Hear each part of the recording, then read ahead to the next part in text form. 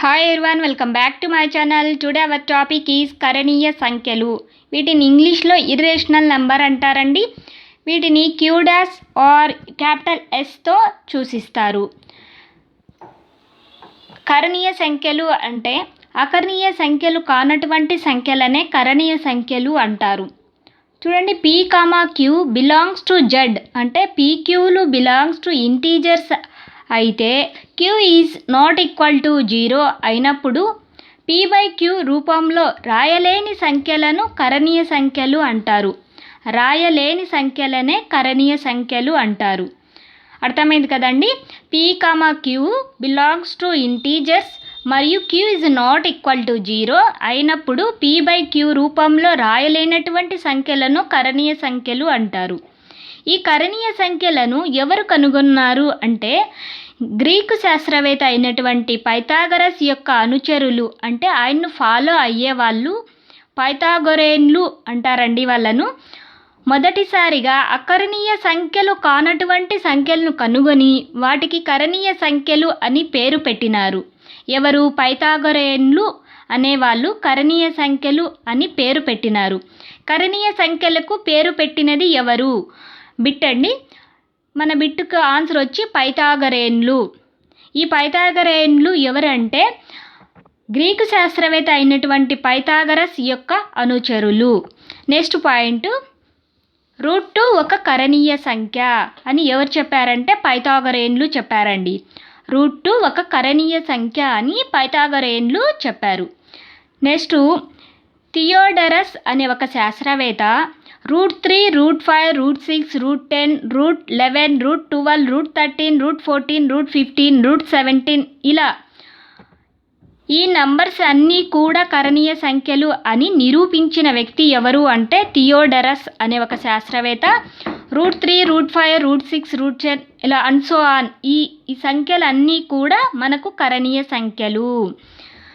Next point ఏంటంటే n ఒక సంపూర్ణ వర్గం కాని సహజ సంఖ్య అయితే √n అనునది ఒక కరణీయ సంఖ్య అవుతుంది. n అనేది ఒక సంపూర్ణ వర్గం కాని సహజ సంఖ్య. సహజ సంఖ్య అంటే 1 నుంచి ఇన్ఫినిటీ వరకు ఉండే నంబర్స్ని సహజ సంఖ్యలు అంటారు. n అనేది ఒక సంపూర్ణ వర్గం కాని సహజ సంఖ్య అయినప్పుడు √n అనేది ఒక కరణీయ సంఖ్య అవుతుంది. ఇది ఇంపార్టెంట్ అండి. ఓకే, నెక్స్ట్ పాయింట్ చూడండి. p ఒక ప్రధాన సంఖ్య అయినప్పుడు √p ఒక కరణీయ సంఖ్య అగును. ఇది లాస్ట్ ప్రీవియస్ ఇయర్ టెట్లో అడిగిన క్వశ్చన్ అండి. ప్రీవియస్ ఇయర్ టెట్లో అడిగిన క్వశ్చన్ ఇది. అంటే మనకు క్వశ్చన్ ఏ విధంగా ఇచ్చినాడంటే p ఒక ప్రధాన సంఖ్య అయినప్పుడు √p ఏమవుతుంది అని ఇచ్చినాడు. కింద ఆప్షన్స్లో ఒకటి నెంబర్ 1 కరణీయ సంఖ్య, నెంబర్ 2 అకరణీయ సంఖ్య, నెంబర్ 3 సహజ సంఖ్య, నెంబర్ 3 పూర్ణాంకాలు ఇలా ఇచ్చినాడండి. మన ఆన్సర్ వచ్చి సహజ సంఖ్య అవుతుంది. p ఒక ప్రధాన సంఖ్యలు అంటే ప్రైమ్ నెంబర్స్ 2, 3, 5, 7 ఇలా ఉన్నాయి కదండి. అవన్నీ కూడా మనకు రూట్ వేసేస్తే వాటికి అవన్నీ కూడా కరణీయ సంఖ్యలు అవుతాయి. ఎగ్జాంపుల్ చూడండి, √2, √3, √5 అండ్ సో ఆన్ పై మొదలైనవి. ఇక్కడ పై అనేది ఎందుకు ఇచ్చినాడంటే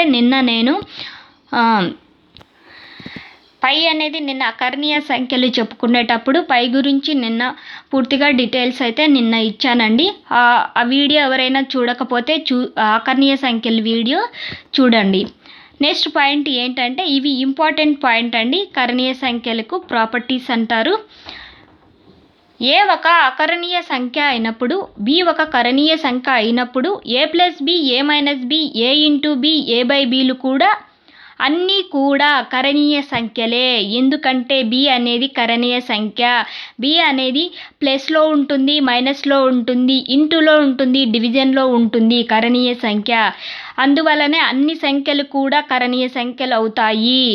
ఏ ఒక అకరణీయ సంఖ్య అయినప్పటికీ b ఒక కరణీయ సంఖ్య కాబట్టి a+b, a×b, a-b, a/bలు అన్నీ కూడా కరణీయ సంఖ్యలు అవుతాయి. ఎగ్జాంపుల్ చూడండి, 2 అనేది అకరణీయ సంఖ్య, √3 అనేది కరణీయ సంఖ్య.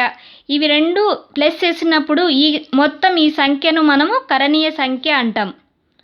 అర్థమైందండి? ఎందుకంటే ఇక్కడ కరణీయ సంఖ్య ఉంది కాబట్టి ఈ మొత్తం కూడా కరణీయ సంఖ్య అవుతుంది. 2 - √3 ఉంది కాబట్టి ఇది కూడా కరణీయ సంఖ్య. 2√3 ఇది కూడా కరణీయ సంఖ్య. 2/√3 ఇది కూడా కరణీయ సంఖ్య. ఇది ఎగ్జాంపుల్ అండి. ఏ ఒక అకరణీయ సంఖ్య అయినప్పుడు బి ఒక కరణీయ సంఖ్య అయినప్పుడు a+b a×b a-b a/bలు కూడా కరణీయ సంఖ్యలు అవుతాయి. ఇంపార్టెంట్ పాయింట్ అండి. నెక్స్ట్ పాయింట్ చూద్దాం. చూడండి, రెండు కరణీయ సంఖ్యల మొత్తము లేదా భేదము ఎల్లప్పుడూ కరణీయ సంఖ్య కానవసరం లేదు.